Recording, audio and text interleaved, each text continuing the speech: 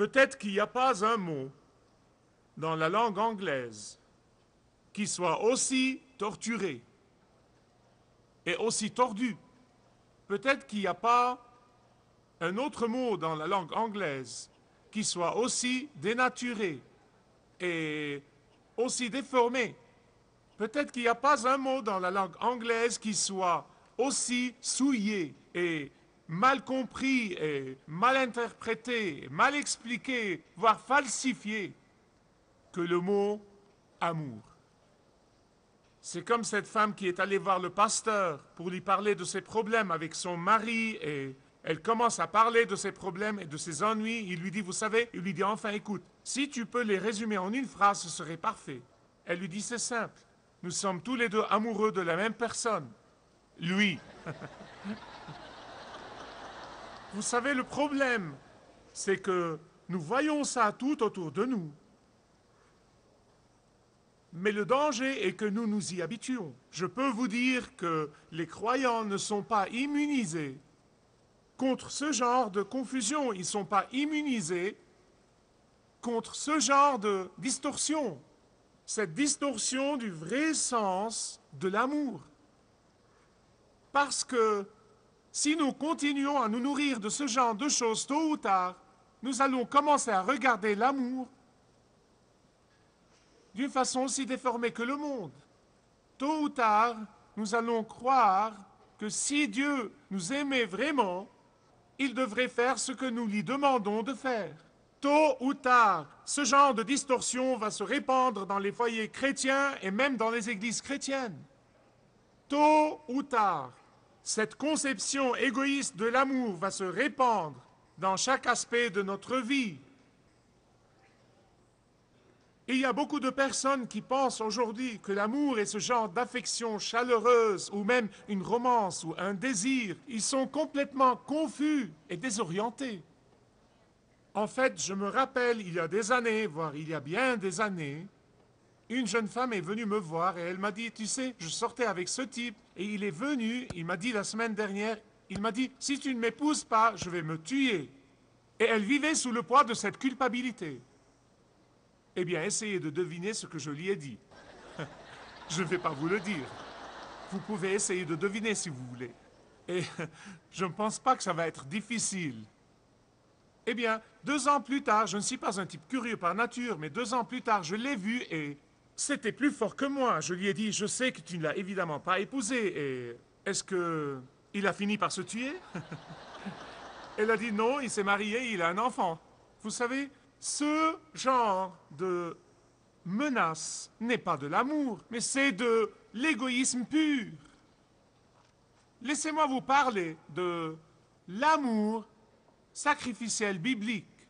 L'amour sacrificiel demande les choses de notre personne et non pas de l'autre personne. L'amour sacrificiel se soucie davantage de donner que de recevoir. L'amour sacrificiel est une affaire de se sacrifier pour les autres. L'amour sacrificiel est davantage une affaire de volonté que de sentiment. L'amour sacrificiel met le bien-être des autres avant notre bien-être personnel. Avec l'amour sacrificiel, il n'y a pas de fierté ni de vanité possible. Maintenant, je vais être honnête avec vous. Je vais être honnête avec vous. Si vous m'entendez parler de l'amour sacrificiel, et même si vous avez entendu les autres parler de l'amour sacrificiel et que vous dites, bon, je vais l'essayer, si vous l'essayez dans la chair, vous allez échouer. Je vais vous le dire franchement. Si vous allez essayer de le faire tout seul, vous allez échouer. Pourquoi? Parce que c'est une impossibilité. Parce que vous ne pouvez pas le soutenir à long terme. Le meilleur effort naturel et charnel pour aimer par altruisme ne va durer que pour une courte durée. Nous ne pouvons aimer d'un amour dévoué que surnaturellement. Vous dites, mais comment l'avoir? Laissez-moi vous le dire. L'apôtre Pierre nous dit dans 2 Pierre, vous n'avez pas besoin de le fabriquer. 2 Pierre 1, verset 4, savez-vous ce qu'il dit? que tous ceux qui sont en Jésus-Christ, non pas peut-être ou c'est possible, non, il dit qu'ils sont participants de la nature divine, que vous êtes déjà un participant du surnaturel. Et parce que Jésus-Christ même, que nous prétendons connaître comme Sauveur et Seigneur de nos vies, a déjà promis de répandre son amour dans nos cœurs. La Bible dit dans Jean 13, verset 1, la Bible dit que Jésus, ayant aimé les siens, les a aimés jusqu'à l'extrême. Qu'est-ce que cela veut dire? Qu'il les a aimés au plus haut degré, qu'il les a aimés de l'amour illimité.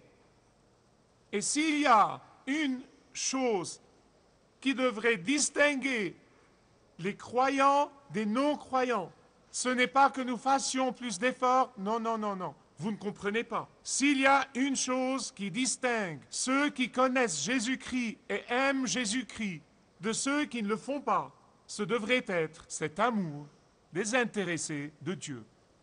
Écoutez encore, Jean 13, 34, 35, c'est Jésus qui parle. Je vous donne un commandement nouveau. Aimez-vous les uns les autres. Comme je vous ai aimé, vous aussi aimez-vous les uns les autres.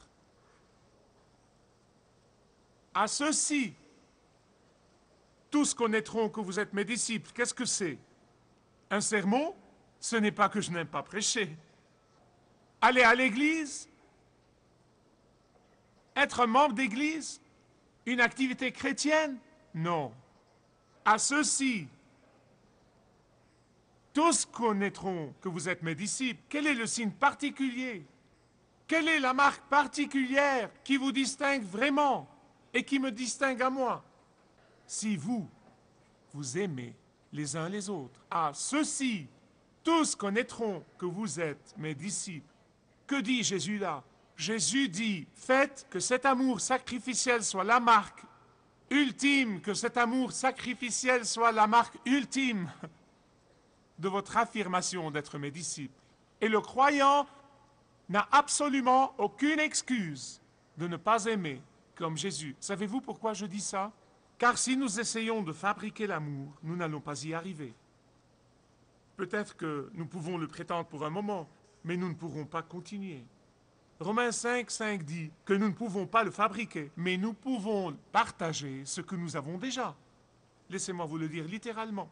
Parce que l'amour de Dieu est répandu dans nos cœurs par le Saint-Esprit qui nous a été donné. Vous voyez, nous ne fabriquons pas l'amour, mais nous partageons ce que nous avons. Vous ne pouvez pas fabriquer l'amour sacrificiel, vous ne pouvez pas le faire, vous ne pouvez pas le fabriquer quoi que vous fassiez. Vous ne pouvez que partager ce que Dieu a déjà répandu dans votre cœur. Voilà pourquoi il y a tellement de livres sur le mariage. Là où ils disent que le mariage est un travail dur, j'ai du nouveau à vous annoncer. Je ne lis pas des livres comme ça. Quand je commence à lire « Le mariage est dur », oh, je m'en passe. Parce que pour 33 ans, ça ne m'a pas été dur du tout. Peut-être que ça l'a été pour ma femme. Mais je ne le pense pas non plus. Pourquoi? Parce que tout ce que nous faisons, c'est de donner l'un à l'autre ce que Dieu a déjà répandu dans nos cœurs. Nous partageons l'amour du Christ qui a été répandu dans nos cœurs. C'est un travail dur. Savez-vous pourquoi c'est dur? Parce que vous essayez de le faire tout seul. Parce que vous essayez de le faire par votre force, parce que vous essayez de suivre les techniques du docteur je sais tout, parce que vous essayez de suivre l'opinion d'un certain type, parce que vous essayez de suivre un certain programme. Écoutez-moi, l'amour ne peut pas être et ne sera jamais fabriqué, mais partagé, parce que le Christ l'a déjà répandu dans nos cœurs. Et voilà ce que nous dit la Bible. Ouvrez s'il vous plaît à 1 Corinthiens 13. Quand je parlerai les langues des hommes et des anges, si je n'ai pas l'amour, je ne suis qu'un airain qui résonne, une cymbale qui retentit. Quand j'aurai le don de prophétie, la connaissance de tous les mystères et toute la science, quand j'aurai la foi qui transporte les montagnes.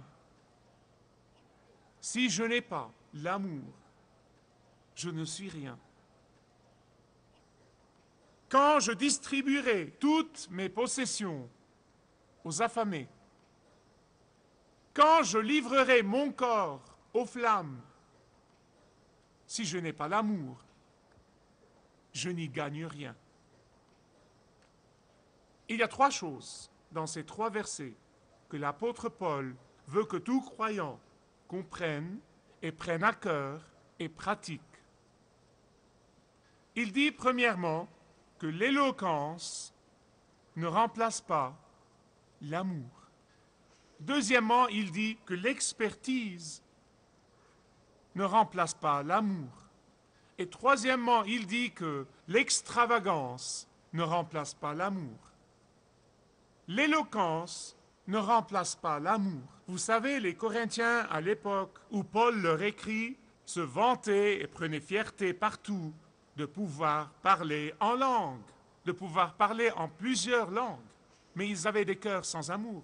Voilà pourquoi Paul s'adresse à eux et aborde ce problème. Il dit, vous savez, si je parle toutes les langues connues du monde, non, ce n'est même pas assez impressionnant. Si je parle comme parlent les anges, eh bien, comment parlent les anges? Vous savez, nous avons cette idée vraiment ridicule des anges, des petits bébés avec des ailes qui font comme ça, avec une harpe et tous ces trucs, mais vous le savez bien, ce n'est pas ça. Quand les anges apparaissaient aux gens, ils étaient frappés de terreur.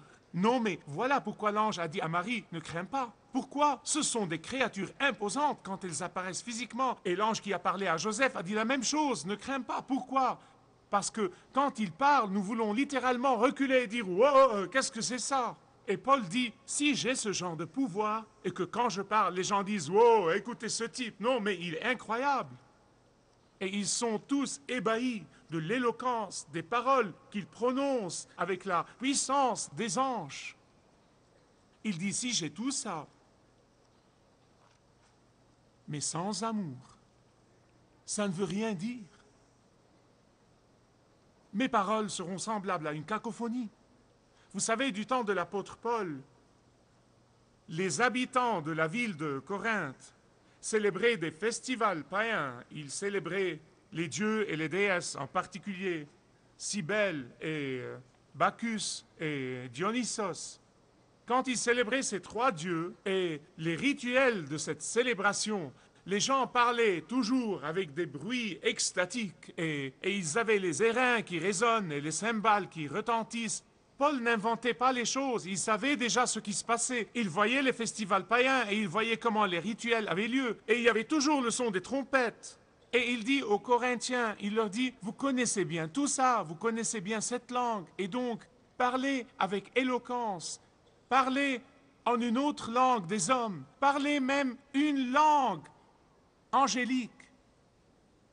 Tout ça ne peut être qu'une cacophonie comme vous l'entendez dans vos festivals païens et dans les rituels qui ont lieu. Une cacophonie s'ils ne sont pas faits dans l'amour. L'éloquence ne remplace pas l'amour. Deuxièmement, l'expertise ne peut pas remplacer l'amour. Vous savez, nous posons souvent la question, qu'est-ce qui ferait cliquer une personne? Vous savez, ce que nous voulons dire, c'est quels sont ses motifs, quelles sont ses motivations, où veut-il en venir? C'est ce que nous faisons. Vous voyez, n'importe qui peut bien commencer et peut tenir le coup pour un moment. Je me soucie davantage de bien finir que de bien commencer. Je me soucie plus de la vision à long terme